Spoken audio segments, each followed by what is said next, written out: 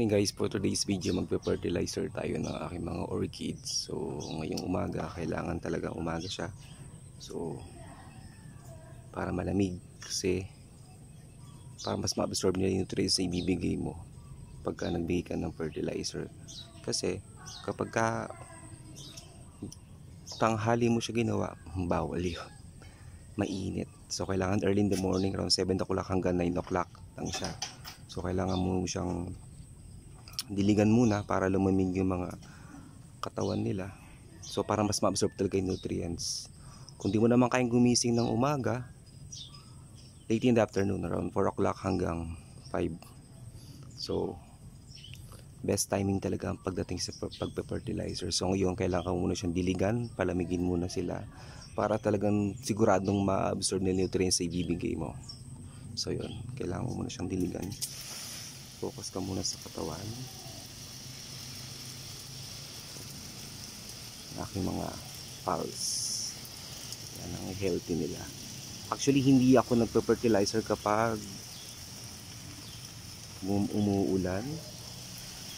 Kasi nasasayang lang yung fertilizer na ibigay mo sa kanila kasi wash out siya.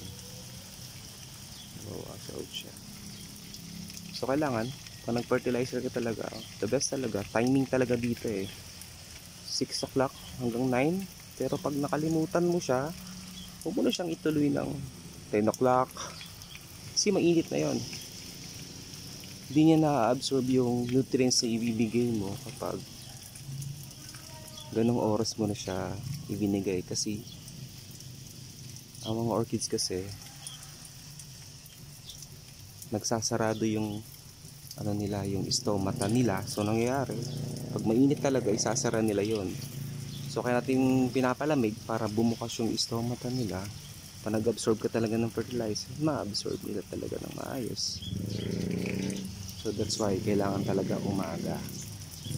Ayan. So kailangan mo talaga silang pakadiligan. Tsaka at yung mga bagong ripat, wag mo munang i-fertilizer kasi wala pa siyang hindi pa siya ready maka-absorb ng mga fertilizer na bibigay mo. Kasi bagong ripat sila, stress pa yun, kailangan mo nila maka-recover, at least makitaan mo na lumabas yung ugat. So yun, kung nakita mo lang ba sa ugat, doon ka nang bigyan ng fertilizer, baka kasi masyak.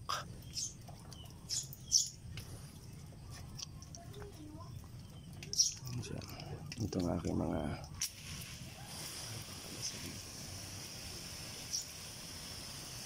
so yun guys, ang dami nito. Ang dami nila. So kabasa mo lang siya. Sinasabi nila kapag magpa-fertilizer, kahit didiligan ay pabigyan mo silang fertilizer nang hindi mo dinidiligan, pwede naman. Baka naman pwede yun, kasi ang pangit lang doon kasi pagka fertilizer mo silang hindi mo sila pinapalamig o dinidiligan, mangyayari doon, masyashock yung mga roots, magkakaroon ng sa ugat nila, mangingitim yung mga dulo. Ibig sabihin nasunog, magkakaroon ng sunog yung mga dulo ng ugat, kasi kadalasan yung mga orchids, yung mga dulo niyang green.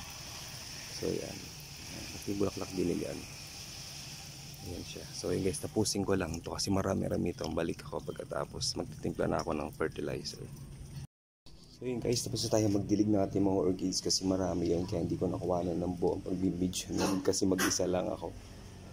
So ngayon, test muna natin sila this 5 minutes doon. Ngayon magtitimpla na tayo ng fertilizer na gagamitin ko sa kanila today. So ito 16 liters. So marami kasi orchids ko. So ito bali 4 gallons to lahat. So may mga na ako dito, may mga label na ako nilagay. Ito 2020 to, 1 tablespoon sa 1 galon siya. Kaya mali pa, 1 galon siya. Ito bali 4 nitong scoop.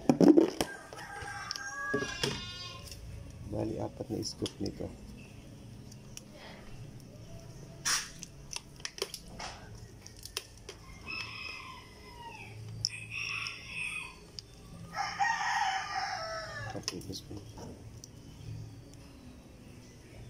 wala yung ano ko, nasira yung 1 tablespoon ko. Ito half lang to, bali to 6 nito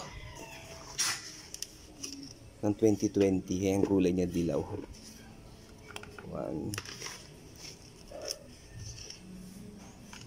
2 3 4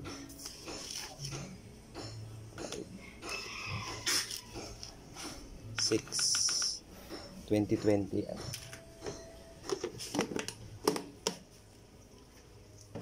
Tapos trace elements 1/4 teaspoon lang to in 1 gallon. So ito 4 gallon siya, bali 4 1/4 teaspoon. Ayan siya guys, oh. Para siyang ano, 1 2 3 4.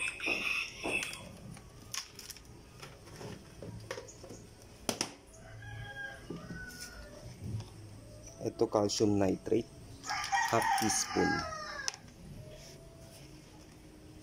Calcium nitrate yung isa. Yan, para siyang mga tumigas na siya. Lagay ko na kasi din nag-fertilizer. Half teaspoon siya. Ito matagal matunaw ito eh. Ayan siya, half teaspoon. 2 3 4.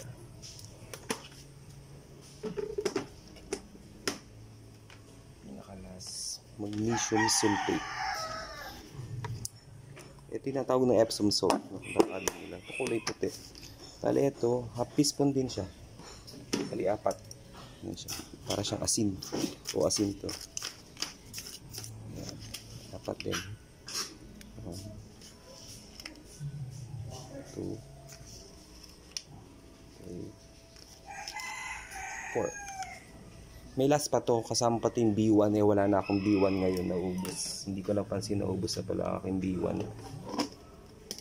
Purpose mo ng B1 para sa mga pampalabas ng ugat, pampadami ng ugat. So ngayon wala ako nun, hindi pa ako naka-order.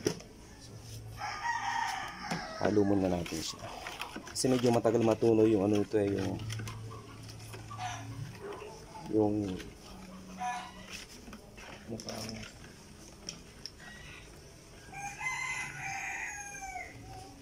calcium nitrate, matagal matunaw yun. Parang bilog-bilog yan siya. Mix lang.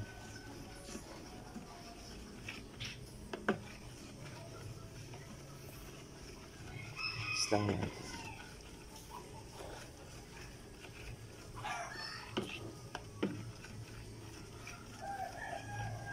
Madami kasi yun. Hindi kakayanin talaga ng isang galon lang. Dati kasi nung nag-i-start ako ng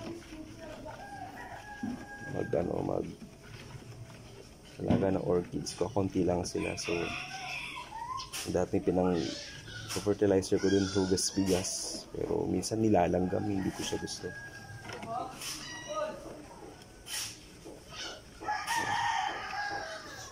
Kaya nga pala sinabi ko, kailangan mo siyang diligan muna bago mo siya lagyan ng fertilizer. Palamigin mo muna, kasi pag hindi mo siya diniligan, nirekta mo to, mangyayari doon, magkakaroon silang root burn, sasyak ng ugat. Imbis na pa haba sila, pa tubo, urong yun. Magkakaroon na setback yung mga ugat. So para ulit bumabalik sa dati, back to zero ulit kasi umuurong ugat eh. So ayan. Halo ko muna ito, tapos ililipat natin doon sa isa ko pang sprayer. Yung pang marami yan doon. Kaya wait lang. So yan, siguro pwede na to. Ito na siguro nasa ilalim nito. Sasalin ko na siya dun sa sprayer ko. Ito na siguro ito. Kulay dilaw siya na.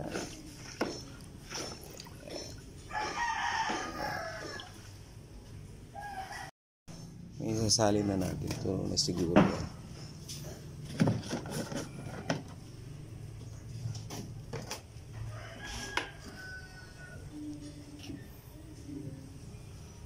i-spray natin kasi may mga buo-buo na hindi natutunaw.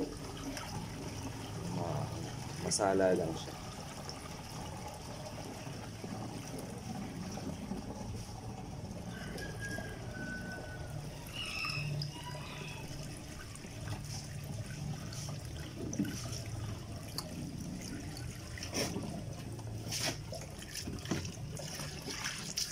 Tapon na.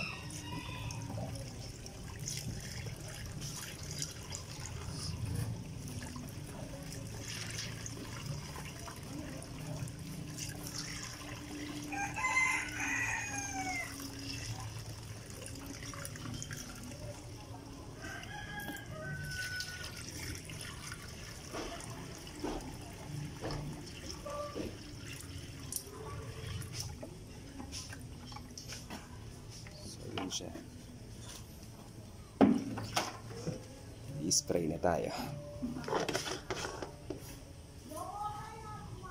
Ito 16 liters din to eh. Sakto lang siya dito sa isang timba talaga. Sakto for 16 liters din to. Pang spray ko ng ano. Mag-spray na tayo. Siya, mag-spray na tayo. Yan, start mo lang siya dun sa ugat. Focus ka muna sa ugat kasi yan ang ma-absorb ng nutrients. Tapos next mo yung dahon niya.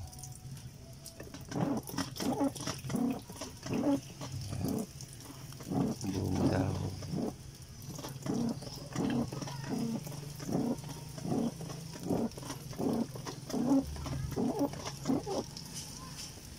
Ayan.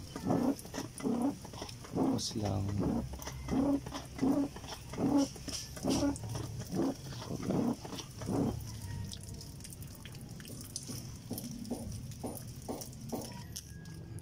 Ganun din dito sa kabila.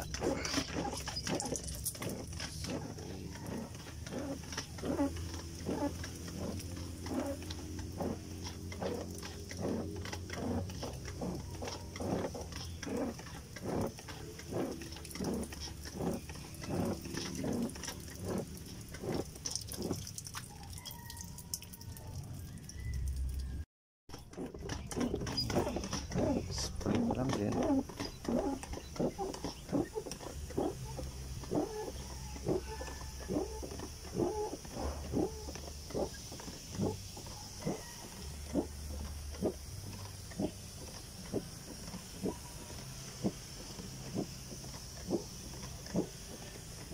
Focus sa ugat tapos lang.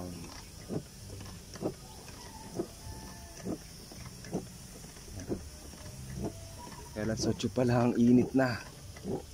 Kaya dapat talaga binabasa muna sila bago mo sila apply ng fertilizer. Para hindi ma-root burn.